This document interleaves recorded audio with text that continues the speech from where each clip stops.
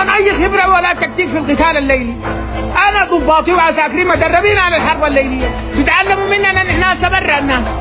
الجيوش البرا انا ما اقول كان نظري، لو كان في اي دوله والله العظيم في بريطانيا العظمى لو في قوه موزعه قوامها 40,000 عندها 2,000 عربيه بالتسليح ده موزعه داخل لندن جوا في الحتات اللي هي مؤتمن عليها في باكنهام ولا في كل المواقع الاستراتيجيه وتمردت بالطريقه دي عليه اليمين كان سقطت لندن في ساعه تسقط.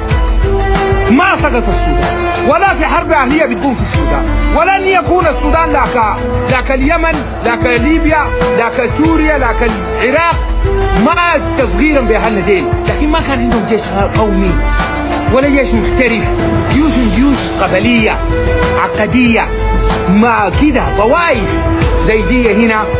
في صدام حتى لما كون جيشه كان سني بس، ما فيه كرد ولا فيه شيعة، دي النتيجه. سوريا علويين بس، ليبيا كده. نحن ما عندنا كلام زي ده، نحن اي قبيله في السودان ده ما عندها عساكر وضباط في الجيش السوداني وجيش محترف وقتال وقومي. عرفت كلامنا؟ فانا داير اقول للناس يقولوا لك الاشاعات، يقول لك تتحركت 200 عربيه جاي من بندا 500، يا اخو عنده جوا هنا كان 40,000 وعنده 2000 عربيه ما استلم اي حته، المواقع اللي هو مستلمه وغدر بناس قتلونا بمنطقه صباح قال لي تاثير غلبوا يعمل فيها حاجه. صفر سيطر على الخرطوم.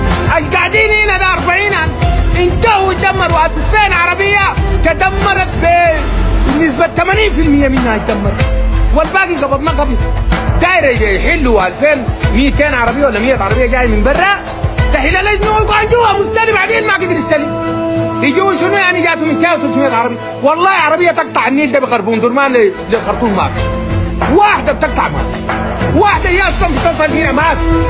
اكثر سلاح جو ضارب الان السلاح السوري، ونحن اي نصيبه بتكون من مطار انتبي، بتكون من الرياض، بتكون من تل ابيب، بتكون من طرابلس، بتكون من الجمينه، بتكون من عنتبي خليه من جوبا. شايفينها في شاشاتنا الراجل اللي يقدر يخش الجو حقنا والله طياره فيها طيار من السيول، والله نهرس واتضربت. اقول لك بندا دي ضربت من امس الموضوع انتهى.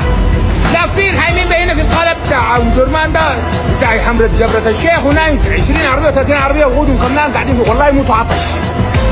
لكن قول وصلوا انت 120 يعني 100 عربيه وكان عنده هنا 2000 عربيه ما عملت ده حاجه. يجيك داري له هو تلحقه. وعلى العكس تماما قواتنا كل يوم عندنا احتياطي مثلا كلمتكم قلت لكم نحن 15% من القوه اللي عملنا لها استعداد لما بدينا نشوف فيه ما استعملنا.